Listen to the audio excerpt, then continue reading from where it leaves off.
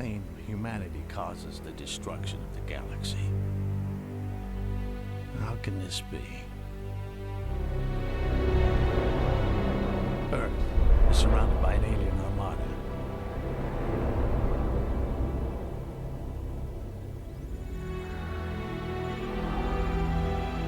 Our allies lie in ruins. Their worlds ravaged. I don't see how we could be the great threat in the universe.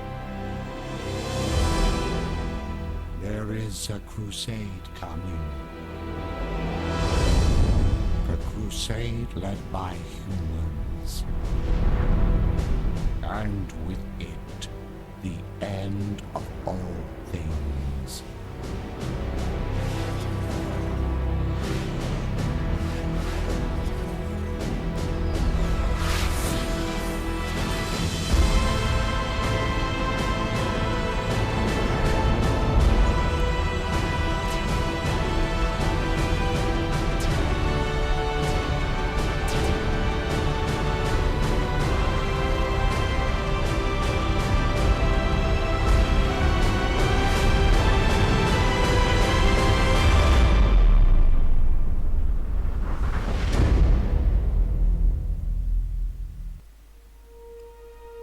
And welcome, folks. Welcome to a brand new series, Galactic Civilizations 3. Now, this is a new game to me. I've not played this game before. It's only come out fairly recently. But I did put some hours into Galactic Civilizations 2. That music is really loud. I'm just going to bring that down. The cutscene volume seems to be linked to the music volume, so I had to have it up for that starting cutscene there.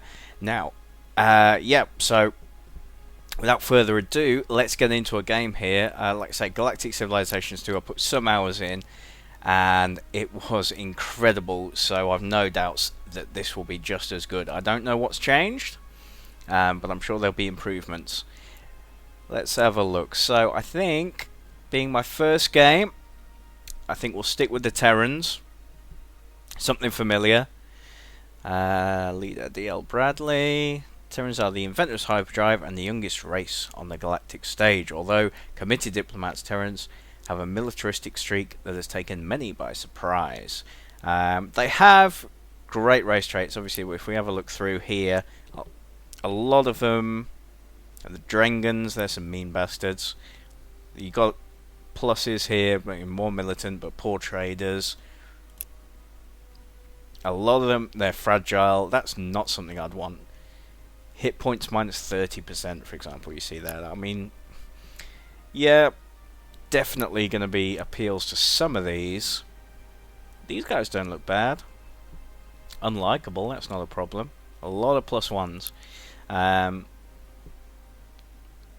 Terrans used to be really good at diplomacy. I don't see anything about that here, but manufacturing plus 10%, I mean, that's pretty big. That obviously affects, you know, how fast your ships and everything can be built. Anyone that doesn't know, this is a turn-based strategy game set in space. That's pretty much all you need to know. That tells you everything. Ship range plus 10%, that's nice. Likeable, there's your diplomacy, plus 1. I'm sure in Gal Civ 2 they used to get more than that, but never mind, that's fine. Fast, how far your ships can travel each turn, moves plus 1. That's huge. Remember, this is, you know, anyone who's played a game like this, any kind of, you know, turn-based strategy, or, you know, things like obviously the XCOM that's come out recently, XCOM 2. You know, if you can move an extra tile or an extra space or whatever you want to call it, that is a massive strategic advantage, or tactical advantage. Logistics plus 3. How many ships you can have in a fleet plus 3. I remember fleet, so I don't remember how many ships. Like 3 on top of 100 is not much, but 3 on top of 3 is obviously huge, so I'm not too sure. Our abilities: engineer. Shipyard production decays at half of the normal rate. Is that new? I didn't know shipyard production did decay. Okay. And colonizers. First improvement on all new colonies is free. That's pretty strong. That is pretty strong. Copy, edit. What if we want to edit? Doesn't want to let me. Okay, that's fine. That might be if you make your own race or something like that. So the type of game we're going for, galaxy type, size and shape, and normally I would go, I mean these ones, I think Immense used to be the biggest. They've gone two even bigger than that. It doesn't give you a graphical representation. I'm pretty sure it went up to Immense before, so they've gone even bigger with this one, which makes sense. But we will stick for this LP to a small one, just so you know the LP is manageable, because obviously it could go on sometime. Let's stick to a small one and see how that works. And the type, loose clusters, tight clusters, scattered. Tight clusters is good. So that's obviously you'll see when we get into the map, you have stars, and then you have the systems of planets around those stars. So tight clusters, that gives you a good chance of getting sort of, you know, a well-established colony and things like that. Scattered just tends to be everything. It's quite unrealistic, really. You know, it's everything just kind of evenly spaced out, which I don't like. Loose clusters might be okay. Spiral, I think, is new. I don't recognise that one. We'll stick with the standard.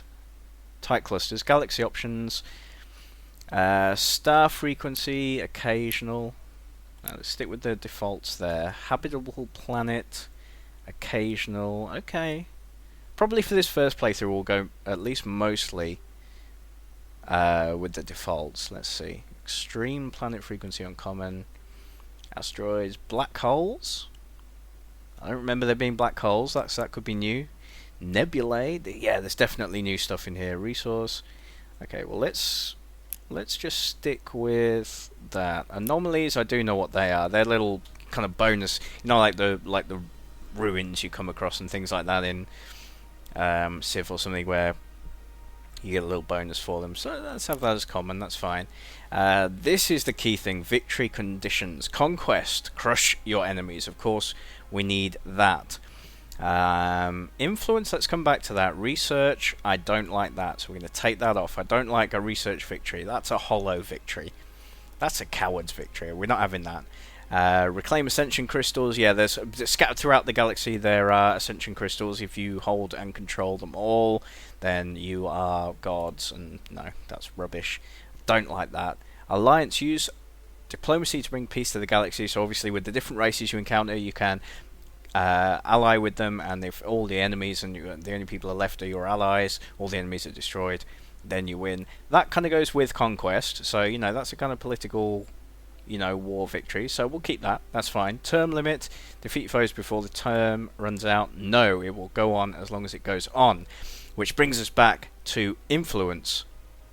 No need to fight with new civilization is the best. So the area you control, if you imagine now the screen was the map, and if we control sort of 75% of the map, all this side here, then you win. I might keep that on just because obviously it gets to the point, if you control 75% of the galaxy, you're not going to lose, so it's just going to drag on at the end. So we might keep that one, actually. I'll keep that one in.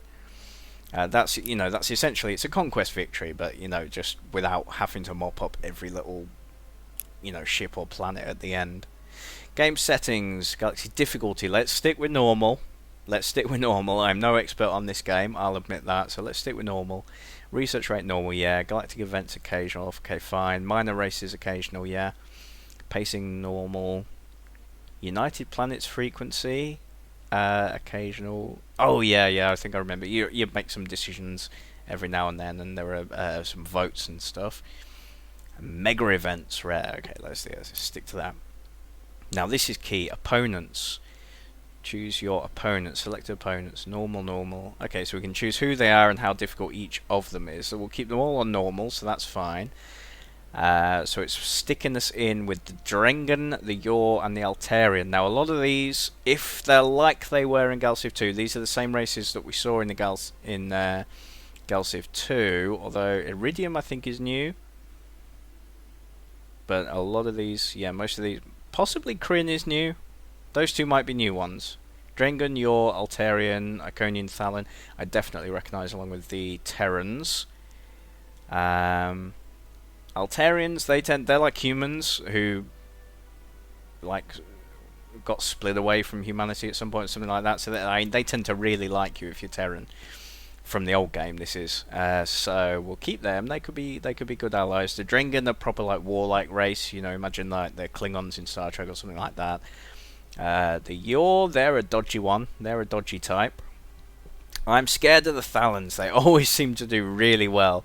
I'm scared of them. We're going to leave them off. But I'm tempted to add 1, 2, 3, 4. Let's add one of these new ones I don't recognise. Let's have 6 of us to start with, on the assumption that 1 or 2 will probably go down quite early. Let's have it a little bit more packed, just to make it interesting. And that will do.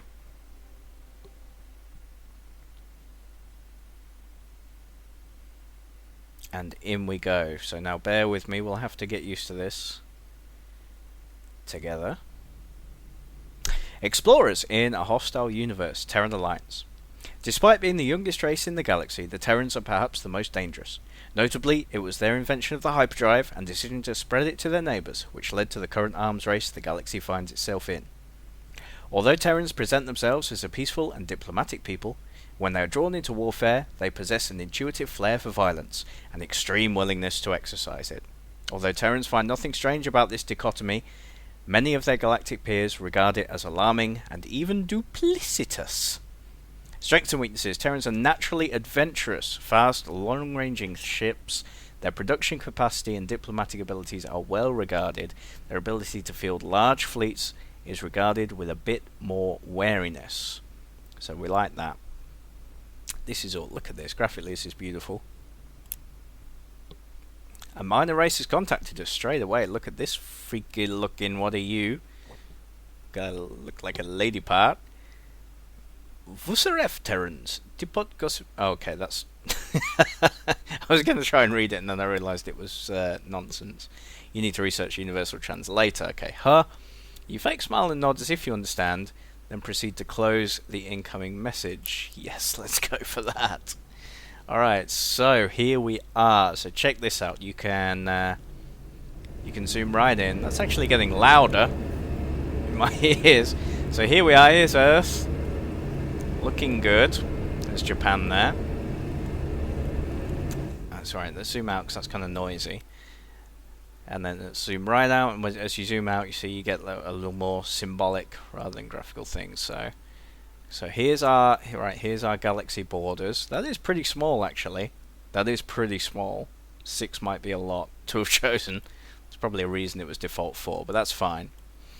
Obviously, you know, because it's hard to tell at this stage how long this game will last. So, you know, and we could have multiple games of this. I can see this being a game I really like. Okay, so let's bring it in here. Let's bring it in. These are recognised as being asteroids. Yeah, asteroids. And there is a lot. There didn't used to be this many. Unless I've got really lucky. Because you can usually mine those for various resources. So we have Sol, or the Sun, as you may know it. Mercury class 0 dead. Mars. Yeah, as in Galciv 2, you always start as the Terrans. You got Earth and then you got Mars. So you normally get you know your main planet, which is, if you look in there, class 11, so which is good. So that's kind of how much stuff you can build on it and how good it can be as a planet, how useful it can be to you. And then as one that's not quite as good, so we get Mars, which is the obvious choice, class 5, barely habitable. And then further out, Saturn, Jupiter, these guys are all just useless. Oh, look at that. Xenofax 2, class 17, perfect. That is a huge planet at class 17. But it is radioactive, requires atmospheric cleansing. Radiation levels are too high for standard colonization. I'll tell you what though, that's starting right next to us, at class 17. That is massive. And even that may be a reason to guide our research towards unlocking that kind of radioactive world habitization. Blah blah blah, you know what I'm trying to say. Promethean can be used to... Oh, that's... Ooh, what's this? This is new. Oh, does that get... Wait, right, if I go like that, it's getting louder kind of background noise to me. I'm going to stay out here. Promethean can be used to build enhanced propulsion and life support systems. Build a mining starbase nearby to harvest this research. Okay, that's new. We got a little tiny little planet. Pretty useless there. We have got, what are you? Give me your thing. Oh, that's Promethean again. Okay, yeah, same thing. Didier Evan, Class 0 dead. What's that? Class 12 good. Earth-like planet with amazing potential. Class 12 habitable now. That's a big one. We may need to head straight for that. It's very important to get our territory set up, especially as I set it to 6 races in this quite small. You see, each of these little dots is a star here. Around each of those could be a good planet, 2 good planets, or nothing. And if you can see what we've got available here, there's a few. There seems to be a kind of really big gap here between the north and the south, if you like. I know it's not north and south, but you know what I mean. So whoever's starting down there's probably a couple down there if it's evenly spread out. And there's probably 4 up here. That's, law of averages would suggest. If anyone's starting in one of those 2, they're pretty isolated, especially there. They'd be pretty screwed, and probably the first to go down. So okay, let's have a look and see what ships we've got. If we zoom out far enough to get our symbols, that makes it a little bit easier. So colony ships, and that's going to allow us to obviously colonize new planets. Here, moves 4 out of 4. Hit points out of 10 out of 10. Sensor range 2, so that's how far away it can kind of see, basically. That's its sight. Logistics 5, I cannot remember what that means. Special colony ship, population 2.5. Large but fragile, equipped to colonize distant planets. So this guy is probably going to be heading up there. This was that Zwol or Zwolly? Zwolly 2? I'm going to say Zwolly. Zwolly 2, up there. Tex-Mex, nice. Devoid of life. Dead. Gerantium. Didn't see that before. Gerantium can be used to build enhanced kinetic and armor systems and to increase durability of ship hulls. Okay. Alright, this is interesting. I'm pretty sure this wasn't in Galactic 2. I don't remember it. Ship graveyard. I think that's an anomaly symbol. And that one is over there too, yeah. Space junk, and this one here, artifact. Okay, so if we go across those, we used to have, a survey ship. Survey ship, okay, a shipyard. We start with a shipyard. I don't think you used to in the second game. Right, that's good. That's attached to Earth, okay.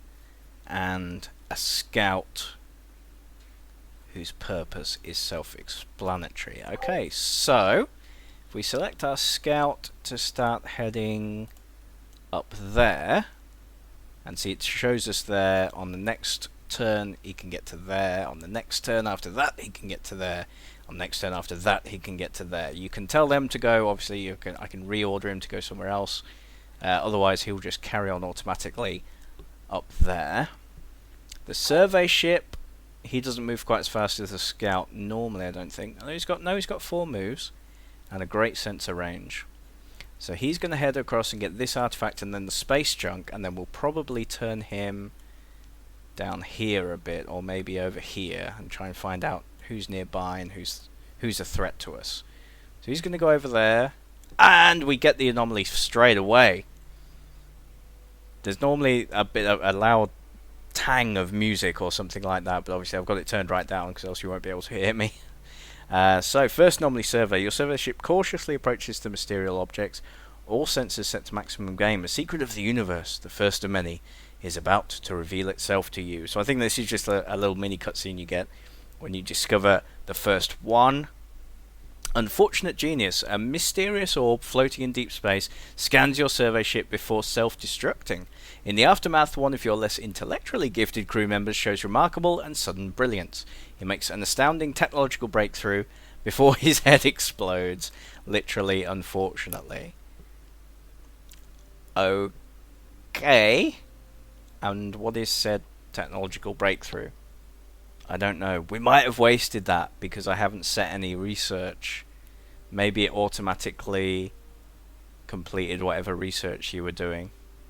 We may have wasted that. We may have wasted that. Okay. Not to worry, not to worry. So we'll tell the survey ship then to go over to the space junk on the next turn. He, by the looks of it, will reach that next turn. Yeah, so it's on 1, 2, 3 spaces, so he can go 4. So that's fine. And the survey ship, we only have one option to go to, really, because we could go to Mars, and that will secure the Sol system. That's a class 5. We could go to Xenofax, but we can't because it's radioactive, and we don't know how to colonize radioactive worlds yet. We need to research that first, which takes a little while, I believe. So we will get that because the class 17 is huge. So there's only one real option to go for, and that's Wally 2. And a class 12 is very nice, so we want to get there before anyone else. And that's going to take another 1-2 turns by the looks of it. Hopefully we will get there before anyone else. I mean, someone else could be right here for all we know, so we'll see how that goes. What else have we to do? Sol shipyard, not building anything, and research. Okay, so let's go to research. Hello, fella. You look intelligent. Available technology: Xeno-industrialization allows construction of improved colony buildings. Unlock Xeno factory, research laboratory, antimatter power plant, starbase factory, and leads to industrial specialization. And planetary improvement allows construction of civilian buildings, increases population growth. Population growth is good. The more people you have, the more you can produce. We can choose between the different ones. Yeah, this is different. The previous game, it showed this kind of massive tech tree, which was not too bad. This is nice layout too, though. Interstellar travel, orbital manufacturing. Okay. Warfare, weapon systems, militarization, defense systems. Okay. We're unlikely to get locked in any wars early on, so warfare's not a big issue. Universal translator always used to be a kind of go-to first research, and I think we might do that here. Partly because it's what I'm familiar with, and partly because it came up. Okay, let's choose that. So Universal Translator, 6 turns remaining. Let's choose that, and also because it came up right at the start and said we'd met someone already, and I don't see where they are. I might be missing something, but I do not see where they are. Okay. And then the shipyard. Yeah, we have. So it says idle colony here. So we go to the colony here, and here we see. So we got our capital city, and then each of these green tiles, we can put one of these buildings onto. It gives us various bonuses. These tiles here, you see this one's got this little blue one, so that says mineral rich. Minerals here are key to advanced research experiments. So if you put a research thing on there, it's going to do better than it would on a normal tile. And this one says natural wonder. Attractions built here will draw tourists from the farthest reaches of the galaxy. So any kind of tourism buildings placed on there will do better than they would on a normal tile. As we get to other planets, you'll see sometimes they're, well, if it's the same as Galactic Civilizations too, sometimes there are kind of yellow tiles or orange ones that you can put stuff on, but they won't do very well unless you improve the tile itself.